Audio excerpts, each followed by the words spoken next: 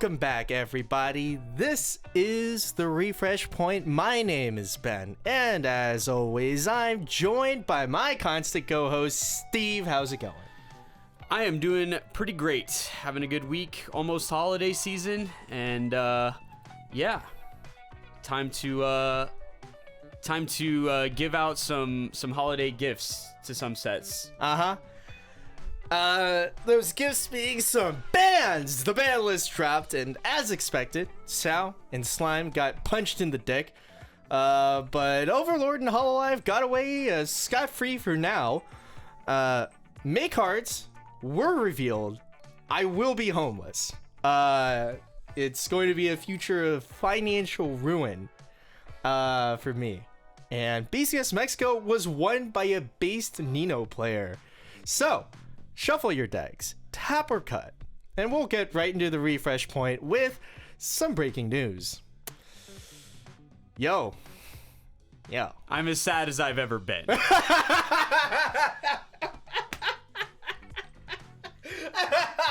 Sal is finally fucking playable. Meta for a whole year. You get your World's Eye, you get your World's Invite with it, and then boom, baby. Bushiroad comes in hot with the ban list to coming in hot and spicy. Bring the meta back into line. Full disclosure, yeah, I think this is fine. This is needed, and as much as it hurts me because I've played SAO as my competitive set many different times during my Weiss career, it is definitely my preferred set, but yeah, there needed to be a trim back of power for Alice. So this is probably a decent approach. Level 1 decks can exist in the format. Yeah. Technically. Yeah. Because, the standby lists that come back are Nino, which was weak defensively anyways, and MTI, which, that's, kind of real. Yeah, so we get the MTI unrestricted as part of the ban list changes, which is really good. There's now you need 3,000 less power to be able to affect the board at level 1. So that's great news for everybody. Yeah, we did it, lads. We brought the power down to 8.5 needed to crack the board. That's a real number at level 1. For sure. You could do it. There are lots of decks that can do it, and there are lots of decks that cannot do it. Yeah. But, that's the life sometimes. That's fine. It's fine. Yeah, it's fine. So specifically, the Alice was restricted to 2 copies, the 2-1 combo. It kind of for me, it's kind of weird in the sense of JP just went no, can't early play it, no, yeah. Right? No brainstorm. But in English, you can only ever have just 2 copies of it. So even if you wanted to quote unquote play it fair, you can't even try field it at 2. It's just yeah.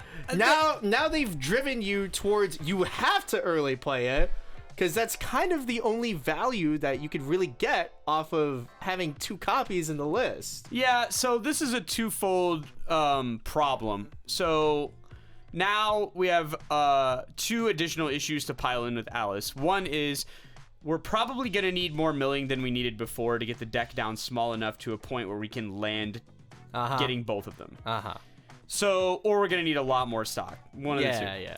Which both of those things are going to delay the combo. Yeah. So any unreasonable times that you were pulling off that combo, you went second, attacked 3 times, then somehow had the nuts, and you could get it on turn 2. That's never going to happen now. In any world, unless you are just absolutely the luckiest person alive. So it's gonna delay the Alice combo by a turn probably in every single game. What does that mean? Well, it means that it's probably likely that if you don't go first, you are going to have either a scuff turn at level 1, or you're gonna need to block a little bit to keep the game slow. So yeah. Both of those things kind of suck, but they're okay. The actual problem is if, let's say you get both Alice's, like nothing bad happens. Because you have no remedy if it goes to the clock. Like none. So there are no clock swaps of any value in the entirety of SAO. So if it goes into the clock, it's just doomed. But let's say it doesn't, right? You get them both into the waiting room, and then you get both of them on the board, and then you combo up. There were answers before. There are answers now. And if you get answered on the board and lose one of them, it presents it's twice as bad, right? Because now we've lost 50% of our Alice's instead of 33% of our Alice's, so the loss is even greater. Yeah. Second, when paying 3 is now stock negative. If you had triple Alice before, paying 3 was stock neutral because you got 3 stock from the combo. So if you lost one, paying 3 was basically free. Now, paying 3 is not free. So it hurts your resources to pay 3, but you're gonna do it. Like, you will now have to do everything possible to keep them on the board. And there's no way around it. You just have to do it. So I haven't changed my deck to try and play with 2 Alice's because it's my opinion that it probably doesn't generate enough resources to truly like carry the deck through its very mediocre mid game. And I'm not sure what you would add in the mid game that would be the bridge to getting to your end game. Well, we could brainstorm a little bit more about that in the Spike Corner. But just to round out the ban list, Slime got restricted Shizu and Muron. Both combos that made up the archetype separated from each other. Yeah. So you lose the best one combo for that archetype. Right. But there are other combos. There are other combos, and you keep the board. Yep. Like the hexproof plus 2k, no counterplay end game board. Yep. So I consider I consider that a failure. Like generally speaking, I feel like they dropped the ball in that one.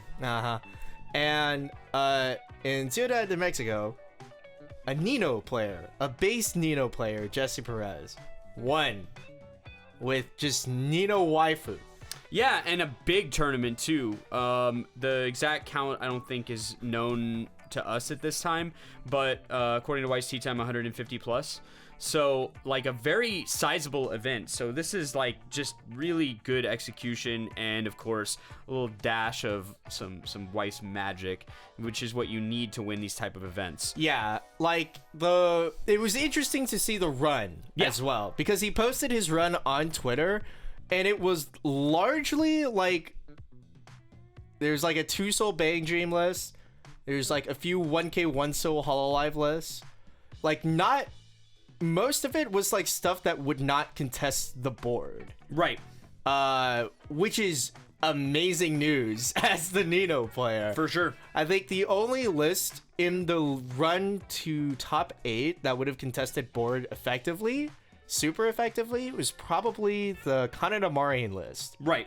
And he ended up winning that game. Yeah. And in the top 8, right before the ban list, 3 more slimes took the other 3 slots of top 4. Yeah, I mean, so he at minimum had to beat 2 to get to the final spot. And I think that's like a matchup that's like fairly difficult enough for Nino, right? I would say so. Yeah, because Slime can contest power. Yep. They have a stock swap. Yep. They can stock impress. Yep. Like, not fun. Yeah, not fun. Super impressive run. Very cool. Very cool. Yeah. I mean, anytime we see, like, I'm not gonna be happy about Nino, okay? Like, you can't make me, and it's been like literally 2 years of Nino. All right, I'm not gonna be happy about it. But yeah, sure. We do love to see an underdog play their deck and play it well. So yeah, congrats to you. Further showing that great play always beats great decks. Also, in a sign of things that you probably will hate, there's a Azer Lane 8 2 Souls deck in top 8. Like, This is not a great sign if you aren't looking forward to just random 4s coming down on you, because, yep, the cats. This is just are a here. no. Yeah, it's funny because this deck has no climax combos at all, The cats have arrived. and it's just a bunch of guys Get hitting you. cat boated. Yeah, and Punched in the face. Yeah, and so they're dropping 4s at level 0 on you, and like, I mean, you can just die, right? Like, or the game can just death spiral on you really quickly. So Yeah. And it doesn't get better because Ari Ferretta is also coming out with like a facilitated 2-soul combo plan. yeah, in some ways they're like they're both horrible in different ways, but the Ari Ferretta one is at least like game planned. This is just like a raw like fist deck where it's just like, Yeah. I'm going to attack you until you die or I die, and Yeah, there's no yeah. other way. This is basically like yeah. the mono red of Weiss Schwarz. Yeah. We got some more Guilty Gear reveals. The last 2 will be revealed by Alex Hodges approximately 3 hours from the time of this recording. The May was revealed alongside Gold Lewis, Giovanna, Anji, Axel, Leo, Kai. I forgot who was revealed alongside Jacko. There we go. And all of these other wonderful content creators' videos. And man, they really had to make the May OFR a finisher. And they had to make her SP a brainstormer. So that if I wanted to play a May deck, I would have to own both Yep. in large amounts. I think the climax is triple R. We'll talk about this later. So, before we continue the Spike Corner, because that's basically all this news has been, let's go into the comment box. Got a lot of nice comments off our last episode, and also one from the New York episode. Sorrel, the base gamer playing the Standby Meliodas, thanked us for the shout out. They were not planning on going to White Plains until the night before because they weren't feeling great. And then they got top 8. I mean, sometimes, yeah, you if you're feeling a little rough, you're just like, man, do I really want to like grind a tournament out? But you know, congrats. I'm glad it worked out. Shout outs to you, man. Yeah. Very, very cool gameplay. Oh yeah, I did lose to him. Shout outs to you, my one loss in New York. Very cool.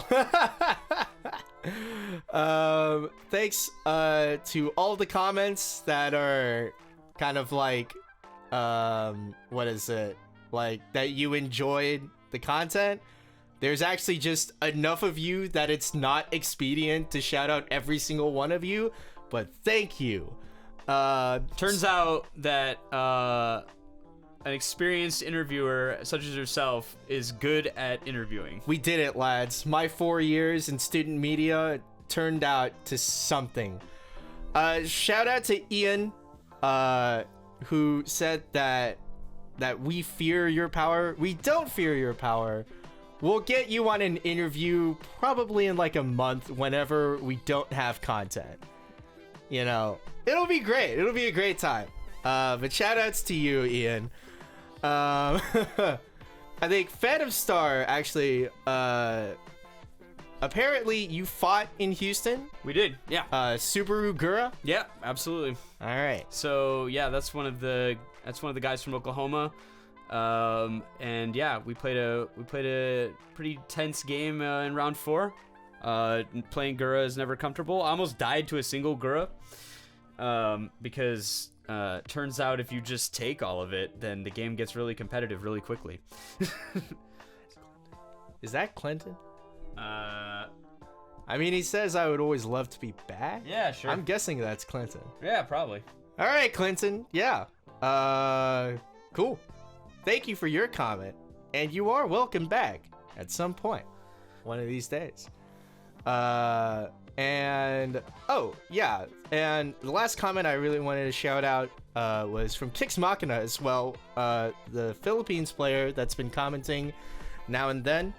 To read it out, congrats Steve on the Worlds invite. The interview resonated with me quite well, as I'm also trying to aim for Worlds. I've been playing for 10 years as well, and only around recently have I been getting some tops. Singapore 2022 top 8, BSF Philippines, and Singapore 2023 top 3. And they're hoping for an invite in BCS Singapore. So yeah, shoutouts to you.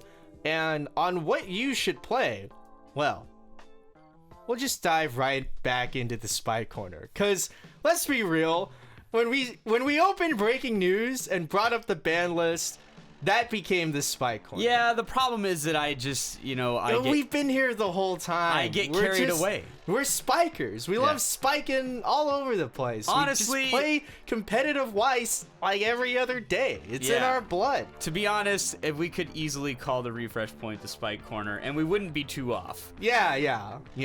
We do have whale sightings though, so every once in a while but we have a whale sighting. We invariably return. We invariably return to the spike corner. So we've already gone a little bit into kind of how Alice might play. Yeah. But let's talk about Slime. So, you want to play Muron. I love talking about Slime. Yeah, I know. So I'm going to talk a lot about Slime. So you want to play Muron. You have a lot of options because none of them are as good as Shizu. Correct. As it turns out. So Kix Machina, on what you can play, it turns out Overlord and Gura were both not banned. So if you like Overlord or Gura, maybe you can play that. And I think I've discussed this with you bring it up every time we talk about Gura, and I've been talking about it to other people, but somebody's just got a top 8 with like choice pants Gura or something, just to like show that surely in a long tournament format, double Gura plus like what is it called, Musashi, surely that can be enough to kill people. I would like to think like so. It's not a maniac play. You get good deck speed, you can manage your compression better. Like there's so many soul triggers in the deck anyway. It just has to be a viable play.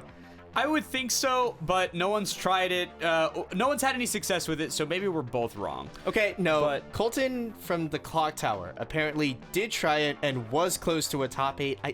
I was either Houston or it was another tournament. Okay. But it was possible. Yeah, and we're fresh off of an ASCII Guro win, so that's probably gonna drive down some more standby decks. Here's what I'll say. Look, man, I'm telling you. Surely, it can work. Right? I guess I'm just gonna have to build it and play it at locals. I think I have no choice now. Oh, man. I gotta put my money where my mouth is. Yeah, Here's what I'll say about Overlord and Gura as tournament decks. Both of those decks they have very risky strategies, and over a long tournament, that can be difficult to execute on a repeated basis.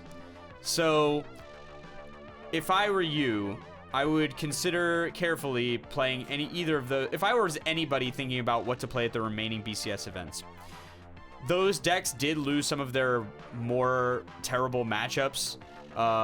Alice going away made everybody else relax a little bit and able to, exist at level 1. But a whole bunch of stuff is opened up now and is kind of like more playable than it was before, including decks that are a lot more reasonable. So it's one of those things where if you've been playing it, I would keep playing it. If you haven't been playing it, I would consider what you have been playing and where it can go. Slime is still, I think, one of the best decks in the meta. Look, I think Slime is just fully still on the table. Yeah. And we'll get to that in a second. But if you haven't been playing it, then I don't know what you've been playing, to be fair. I mean, we can I don't look back remember. on their previous comment. I don't think they mentioned what they played. I don't remember, but Okay. I think they were playing. Well, slime itself is quite rare, apparently, in the Philippines. Yeah, so I don't know if you own it. Yeah, were they Kids. playing? Were they playing Overlord? I can't. They remember. might have been playing Sal, but well, Yeah. okay. So, Anyway, anyways, yeah, I don't know. Like, yeah, slime just. I feel like they kind of got away with murder, where like they managed to skate out the back door with like a little slap, like a slap on the wrist. Not nothing, but Yeah. I think the core of what made that deck difficult to handle is still very much there, and so all the things that make that deck obnoxious in tournament play are still around. We still have a ton of climaxless finishers. We have stock swap on a level 0 that we can jam anytime that we think that the math is going to work out. We also have fully hexproof 12-5 dudes. So that part is all still there. So the core identity of the deck is still intact. Now, the question becomes, how do we get there? Because we have a lot of choices that are of similar value. I would argue there are 2 that are better than all the others, and then all the others kind of file beneath them. But yes. And so, let's talk about that for a second. let's talk about that. So, the ban list dropped, and I immediately spent 2 more hours after it dropped considering what one combos to play. Yeah. And went to bed at like 5 in the morning. And I'm the kind of player that's not super great at gleaning everything out of an idea by just like thinking about it and considering it. Right. Like, We gotta play it. yeah, I gotta play it. Yeah. And so I was like, I need to play as many of these one combo combinations as possible in a short time frame. So I have played now at least like 8 games or so on what is it? The Rimuru door, which is Corona at home.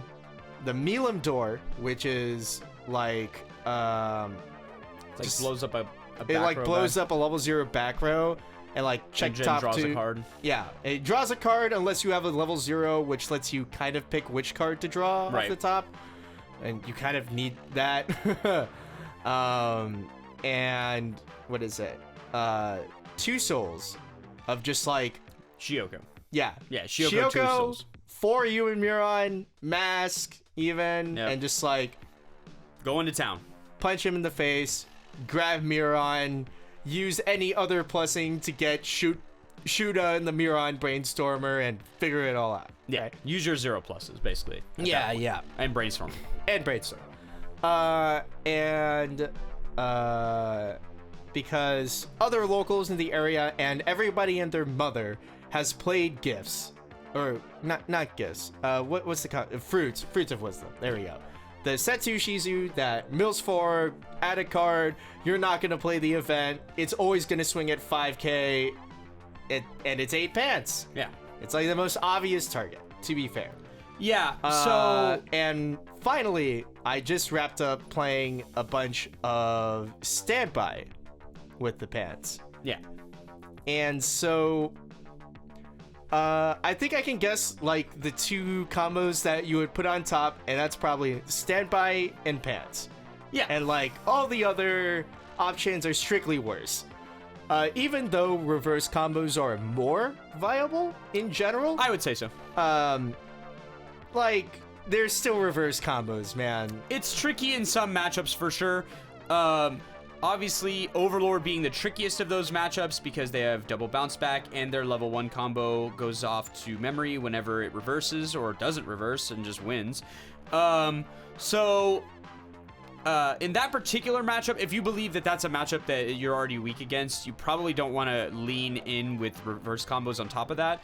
Also, there are other sets that have JCs that play them all the time. Atla has one, Bang Dream has one that they frequently play, and so like with JCs, that always puts like reverse combos in a weird state.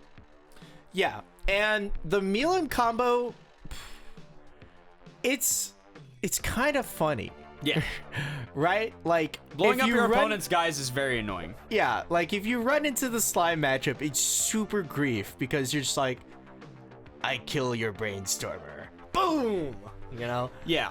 And I And- think that's not unreasonable in the sense that, like, instead of giving you better value, because arguably the value you get from Milim is kind of weak, but in exchange for better value, you're trading it for creating pressure on your opponent to produce repeated versions of the cards that they badly want, or play without a back row, which is also quite complicated for some decks.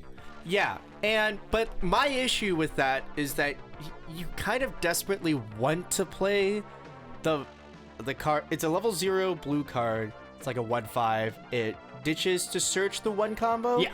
It gives it 1k power Yeah. and on attack, check 2. Yeah.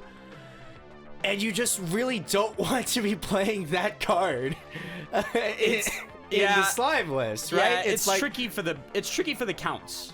Yeah, it's tricky for the counts because you have all these wonderful, amazing level 0 cards that provide value at nearly every point of the game, and then you have this guy that is dead after level 1.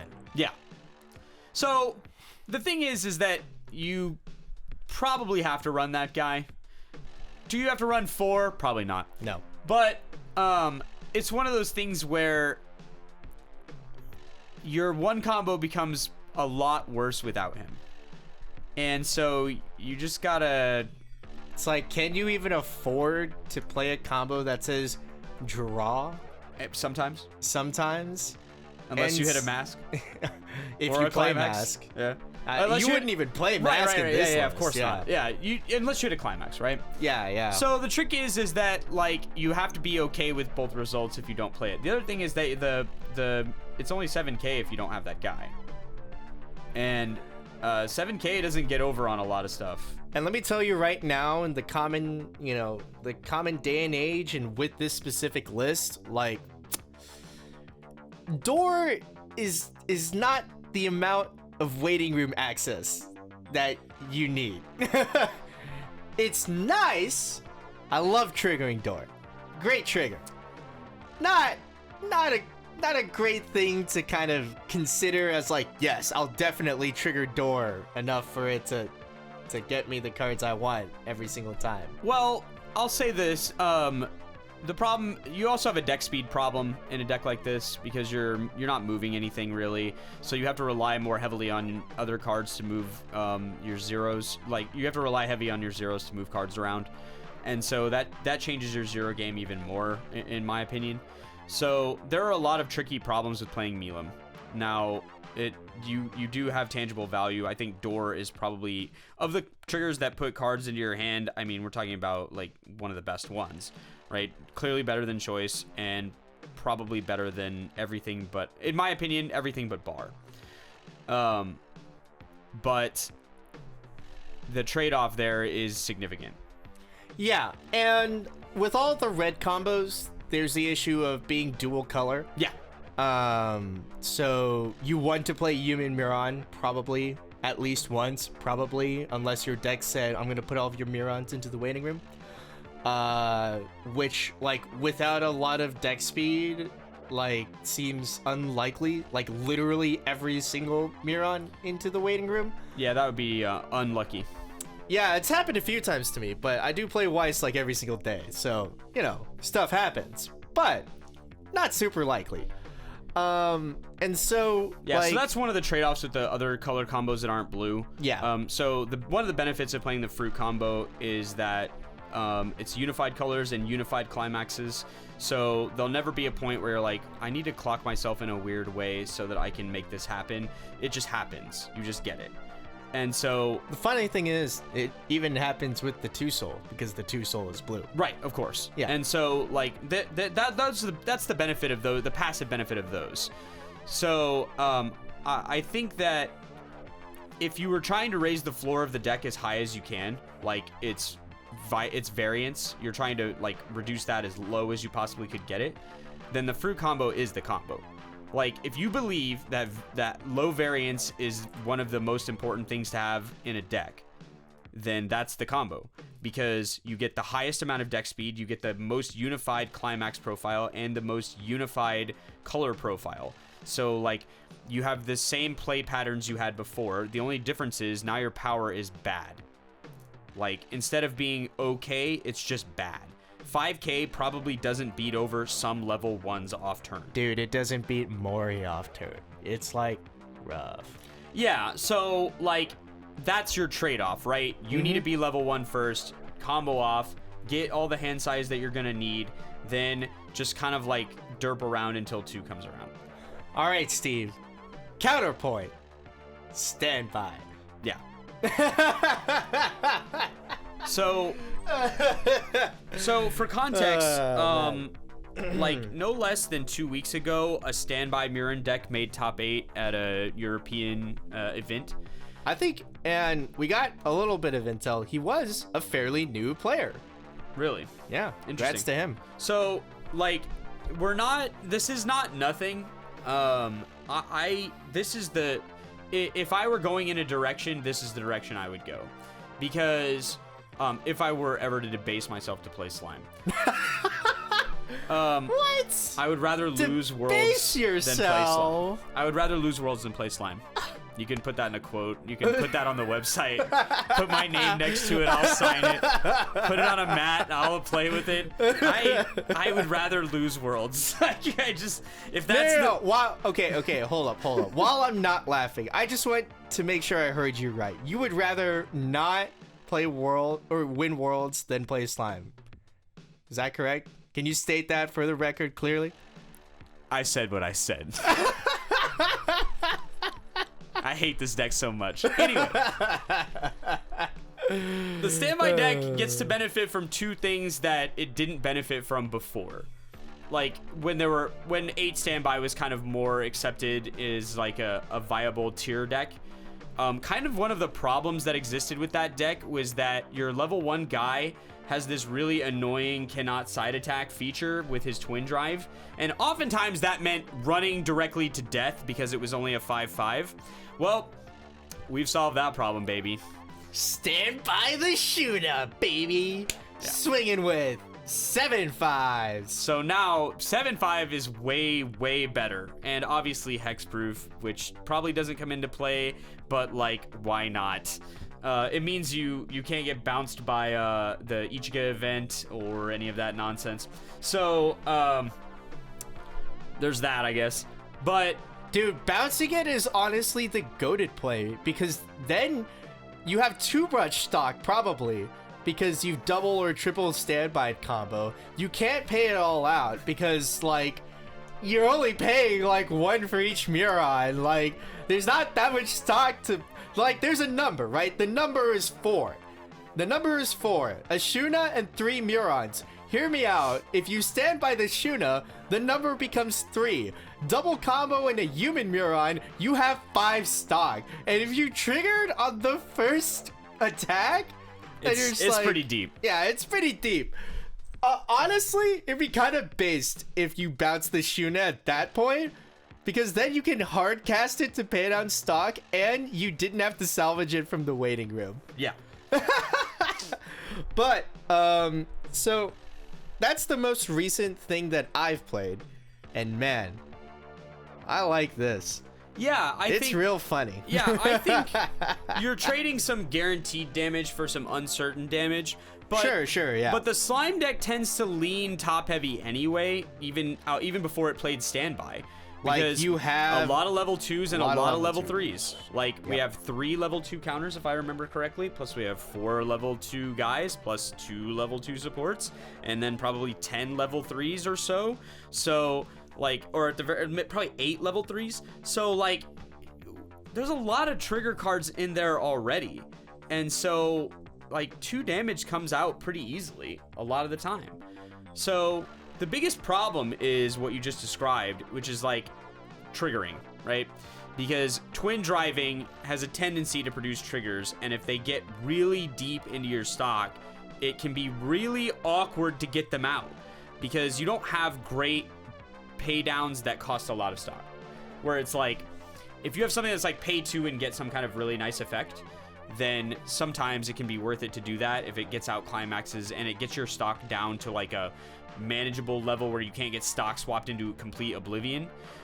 This deck does not have that, which is kind of unfortunate. You do have a medium-sized pay down at 2, right? So like you can pay down by buying Muron.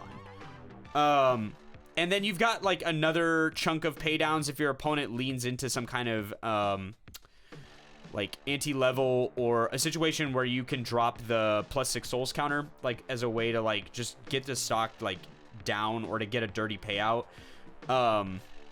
You've got some choices. They're not great, but they're there.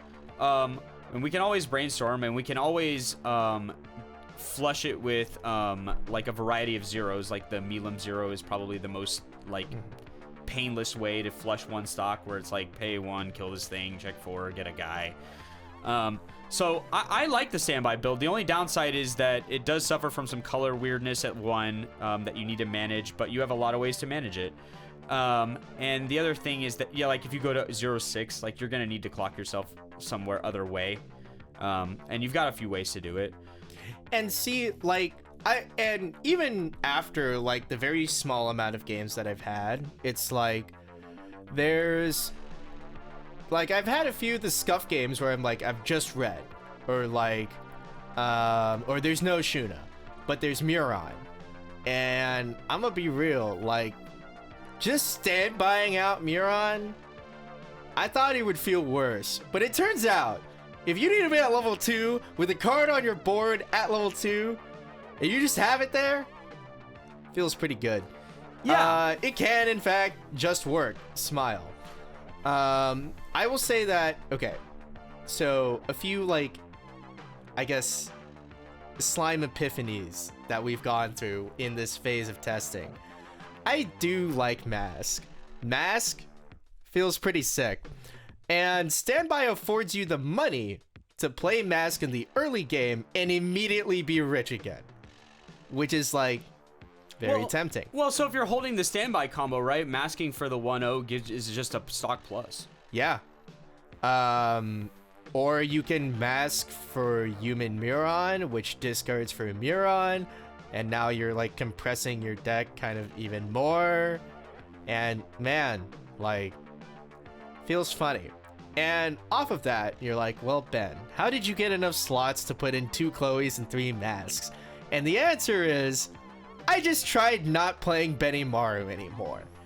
And the funniest thing is, I still haven't missed him.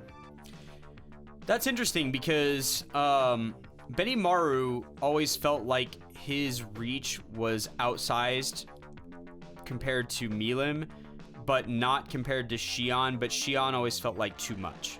It was like Benimaru hit that sweet spot a lot of the times. There was like burn 2, burn 3, like the right amount of damage to like stick it. Now that's fair, but hear me out. I've played enough of this deck where I'll just be like, all right, triple Benimaru. I've taken out like most of my zeros. There's only climaxes and 1s and higher basically, and like 4 level 0 cards. Reveal climax, reveal 0, reveal climax. Fuck. All right. Fuck yeah, it. I mean, that's always something that can happen. That is always something that can happen. And like with the kind of non-Benimaru endgame, I'm just like, all right, fuck it, we ball. Because I think I just don't mind burn 4 as much as other players in this area.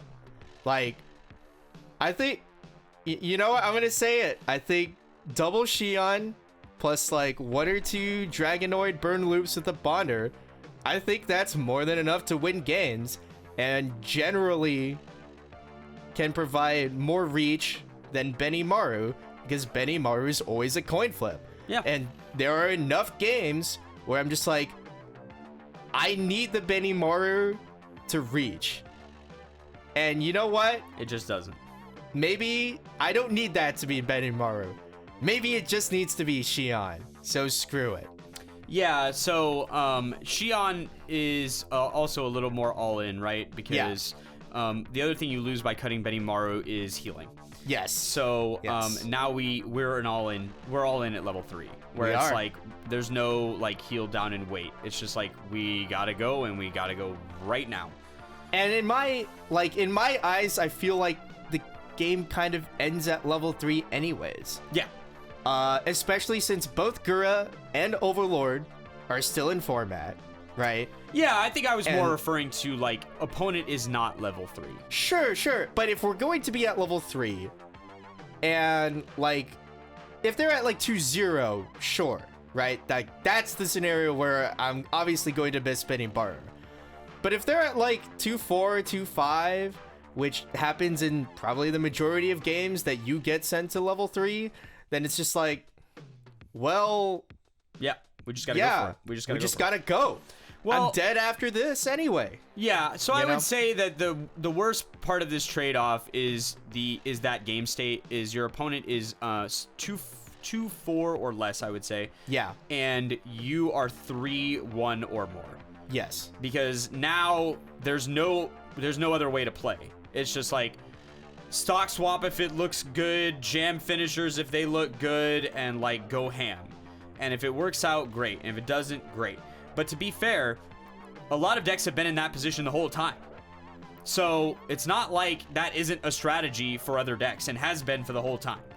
Yeah, and even if you play down Betty Maru in that scenario and they get sent to 3, I don't know. I just feel like just high odd. Even if I'm compressed, it's like into like half the meta decks. It's just like high odds I'm gonna die anyway. I'm at 3. You know? Yeah, I think the difference is like what I was more focusing on was like if especially if you're like 3-2 Yeah. or 3-3, Sure. you could die to vanilla swings Yeah. pretty easily from that point. Yeah. And so, but not if you're 3-0. And so that's kind of what Benny Maru gives you is like if the game has gone a pretty sideways, then there's a world where you can like heal to 3-0, poke them into range, and wait, and then block as much as like as little as you like, get the blocks you need, right? If you take 7 clean damage after that, well then it was doomed to begin with. But like you get the blocks that you need to continue the game, and then you go ham on the follow-up turn when the finish seems reasonable. But that's a tricky thing to do. A lot of decks can clock themselves many times to get to the point where they can just kill you anyway. So maybe that use case isn't relevant because it doesn't come up often enough, right? Like if you're the decks that you can strand, like you can't really strand Gura, I feel like, because on their 2 turn they've probably clocked themselves to 2-3, 2-4 anyway. Overlord never mattered. They're there already. Let's think. they're there at 2. They're there at 2. That one never mattered. Let's think. SAO was kind of SAO. You could strand it. It's but possible, but like you have admins that you can just jam over and over again. If Yeah. you're playing against Slime, And, like- you can Ricky yourself over and over again. And that's the other thing is like in range for Slime was always like 2-4, 2-5 anyway. If you hit them above it, they're able to clock themselves anyway. Yeah. Like this is strictly like you're 3-2, they're 2-0. Yeah. That's when it's uber cursed. Right. But like I think I Yeah. generally agree. it's And- like stranding is weird. It seems weird to me in current format. And like if we're just gonna like loop, if they're literally at 2-0, right? Then it's probably doomed anyway. here's what I'll say about if it's gotten to that point, it's probably doomed anyway. But like, you know, 2 3s, 2 4s, 2 potential burn 1s, and if you've been able to like maybe you get can afford resource, a clock kick. Yeah. not even a clock kick, just afford to loop 2 Dragonoids Oh, for sure. just double burn 1 Double burn 1. Yeah. off the top and get them to probably like 2-2. Yeah. Like Maybe that's enough. it's technically lethal range. Well, and so that's the thing, right? This, and now I'll go off on a small tangent here, but this will be my only tangent about this. So it's one of those situations where there's like a reasonable expectation of how the game should go, and then there's what actually ends up happening in most games. But on the topic of stranding, I always do it if I have the opportunity and I think that I can't win. Because there is value in forcing your opponent to waste resources in a way that they do not want. And I will say that Slime is the best one at stranding because you can swing not at all, jam a combo, and just get resource. Yeah, cash in. Right? You don't even have to swing. Yeah. If you're at 2-0, swing like once, right? Like maybe once. So just to strand it. whenever I But try yeah. to strand, I look at the deck and I say, all right, are they going to penalty anytime soon? If they're going to penalty soon, then I leave them at 2-4. If they're not going to penalty soon, I leave them at 2-5. And I never try to strand more than that, even if I think they can get it. Because the reason is, it costs me usually a lot of resources to do that, in terms of like, if they heal down from that position, like they're at 2-3 or something and I stop attacking, if they heal to 2-2, then it's kind of doomed anyway, right? I need to get them at least into range to where like clock to 2-6, if they can't get to 3, then clock to 2-6 is like in range for a lot of finishers. Yeah, for sure. And so even if they can manage to get themselves to 3, I want to watch them do it. Because a lot of times you're not holding Rickies in the late game. You've already flushed them all, or like you don't put them in your hand. You're like optimizing your end game hand. And so if you get stranded and you're forced to take actions to try and unstrand yourself because you know that if you vanilla swings it probably won't kill them and then you're dead next turn, forcing someone to unstrand themselves has 2 benefits. 1, they may not be able to do it and they'll waste a lot of resources trying. 2, even if they can do it, it weakens their end game. Like, you usually don't have more resources than you need to win. Like, unless the game's been going extremely well. Like, you'll have enough resources to do what you normally do, but you won't have a whole bunch of extra shit in the background to waste. And so the more I make you waste it, the weaker, if you get there, I've weakened it. And so I've increased the possibility that I'll live. So, like, especially in the case of a deck like the Slime deck, where it's got lots of ways to use stock in the end game to hurt you. If you force any deck to waste its resources, it makes their end game weaker and weaker and weaker as they go forward. So like, yeah, if they're at 2-5, they probably can get out of it by brainstorming, getting a guy, Rickying, but then it's like, okay, you spent 2 stock. What did that cost? And now you've changed your deck state. What did that cost? So I think it's just like, you could probably strand them at like 2-0-1-2, right? As Slime. If they're at 2-3 and you're running this like just Dragonoid Loop Xion anyway, screw it. You're gonna burn them 1 into like 2-4, 2-5, and then swing with Xions anyway. Screw it. Like at that point, then they kind of are in reach because you're just burn 4. And so I will, obviously, at some point, I'm gonna put healers back into my deck, Lamau. But like, whether it's Benimaru or maybe it's like I early ran play one. Xion. I ran one You ran 1? in Alice Silica. Uh-huh. And it was only for the emergency, like, I'm level 3, you're not level 3, Right. and we need this game to extend. Uh-huh. Or I'm so far ahead, I need to pay down so I can get my stock back into range. I think I'm going to probably try jamming at least 2 Benimarus back into my deck. That will probably come at the cost of Mask, and that will probably mean I'm just gonna jam 3 Red Rickies alongside it. Yeah. And maybe that's enough. And that's kind of like my next train of thought. Sure. Is like, Slime is a toolbox, in effect. It's like the Lost Zone box of Weiss Schwarz right now. If you're familiar at all with Pokemon and you remember like the meta before Paradox Rift, it's kind of like Lost Box in the sense of like, Slime should be able to have all of the answers. And while it has been fun just being like, well, screw you, I'm gonna just try to burn you with Xion, Benimaru is an answer that you should be able to have. And so, alongside your Myriad Punches, the Dragonoid looping opportunity, all that good stuff, you know, I feel like Benimaru should be a choice. And it's not currently in my list, but I would like it to be, and so kind of have to just figure it out. Yeah, as a brief aside for the third change to the ban list, because it isn't like... It wasn't a change to the ban list. Okay, it was a change in that the Escador finisher can no longer be played with the guild that bounced, and now other SDS decks can't get fucked out of using both the Aqua and the Bouncer. Right. So this is important for one deck, because the Hendrickson deck True. now has a even better play pattern for their end game because they can incorporate the Gill. And they can run the 0, which was kind of like an important idea that they didn't have access to before that they do now. So that deck got improved. And honestly, after facing it, played by world champion, that deck is spooky. Really spooky. Because stock swap Fumio has never been fun in the entire time that it's existed. When you pair it with Mocha and Burn 4, like, it's incredibly spooky. You can just die for no reason.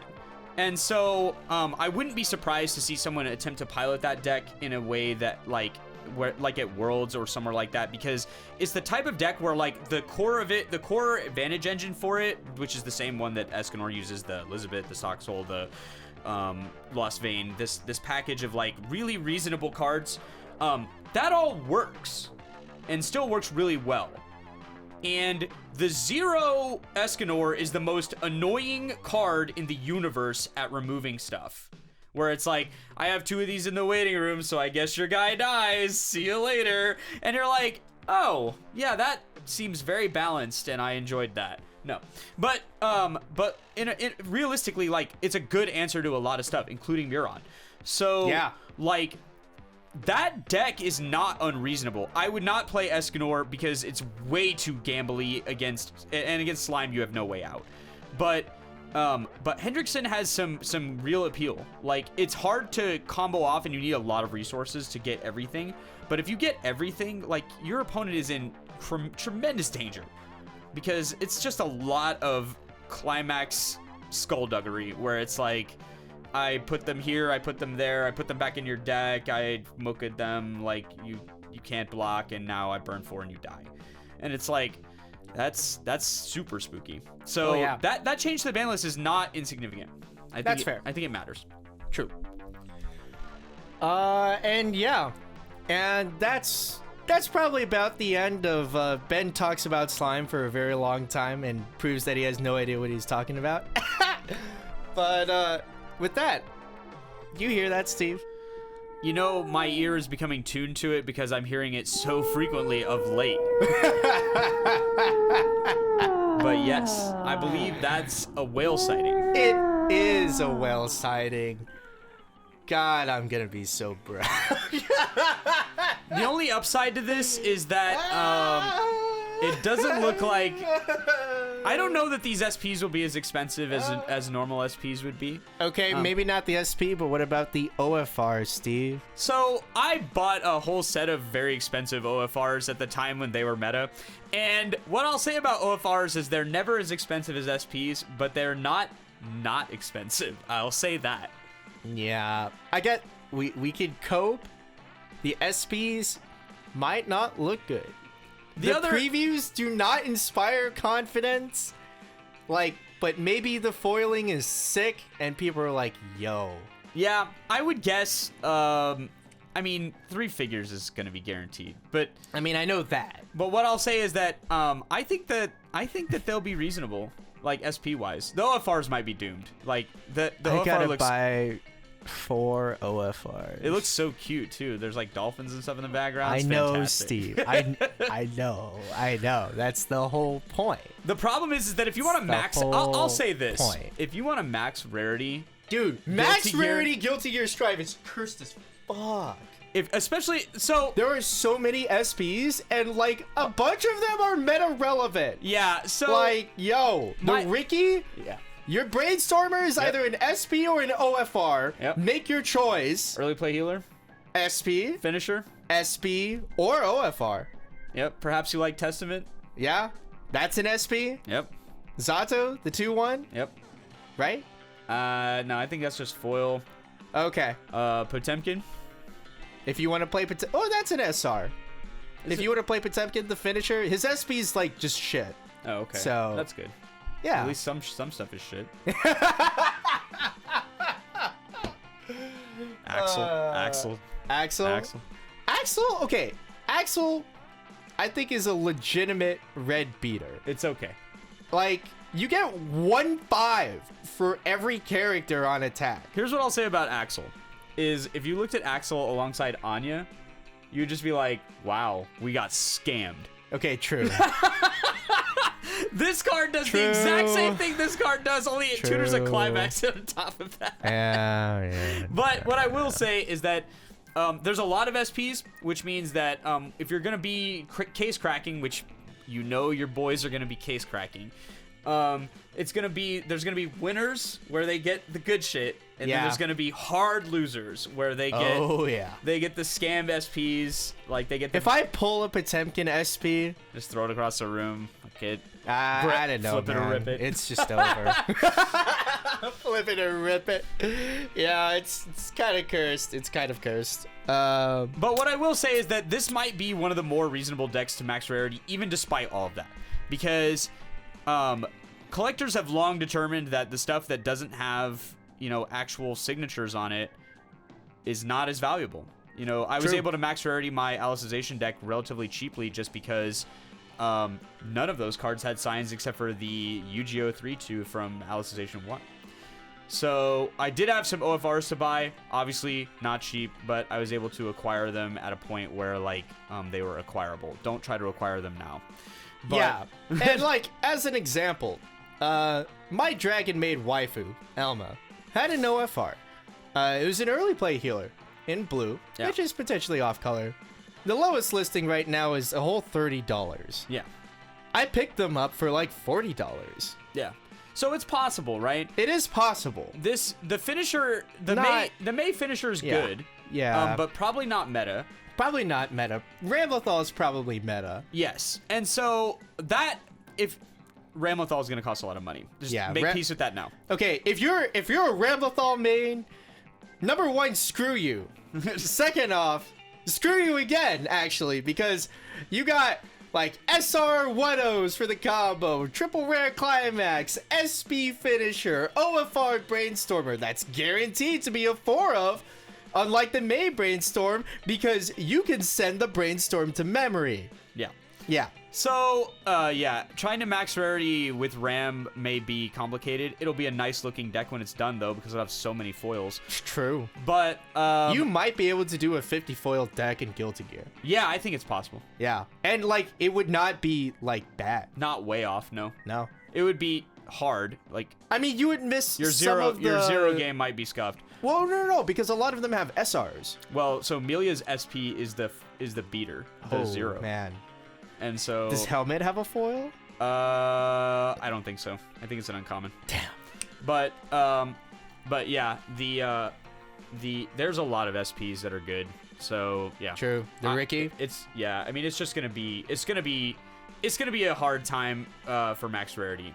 But I think it will be cheaper overall in terms of each card.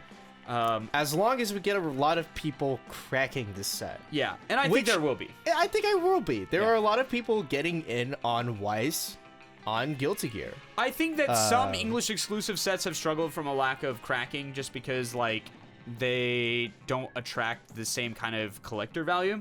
So we'll see. I would say that Avatar got like a medium level of cracking. Not like a ton, but definitely enough. And Guilty Gear does have one signature by our Lord and Savior, Daisuke Ishiwatari, which, by the time this has been recorded, surely Alex Hodges has revealed the secret to us all. It's probably a soul. I wish it was an event, but actually I don't, because that means I'd want to actually own and play it. I need it to be the Roman cancel event. Where's that at? It's not happening, dude. All right. I think the Roman cancel mechanic is just like the 1-1 events. We'll see. You know? I don't know. But what I'll say is that, like, I don't need any more soul. Like, I don't. Sorry. I know. It's time. I know. We need to actually see the soul cards. And the chip cards, maybe. I don't know, like, Not where... sure which of those two people I hate worse, but sure. What about May? How do you feel about May? You know what? I May wasn't that good when I started playing Guilty Gear, so I don't have any strong feelings there. But okay. But yeah, Soul, yeah. Also, my brother is a Chips in a main, and so like getting bodied by that character is just my natural state of being. Yeah, I know somebody that like we started playing Guilty Gear together for a little bit, and like I was playing Soul for fun. Yeah. And by this point he had been nerfed, and like my friend picks Ram, and I get completely fisted, like 20-2, just not even close rounds. Can't even play the game. Yeah. Okay. Switch to May. Yeah. Because I was like, I've never played May. This could be funny. I like dolphins. This character's imbalanced. 12-2, and then he quit before it went any further. And I'm just sitting here like, hey, I stuck it out for 22 games. I don't want to hear it from you. Well, I bought the hoodie from the official shop immediately. Nice. And I was like, Totsugeki all the way. I found my character. Only further proving that the refresh point boys are nothing if not meta slaves.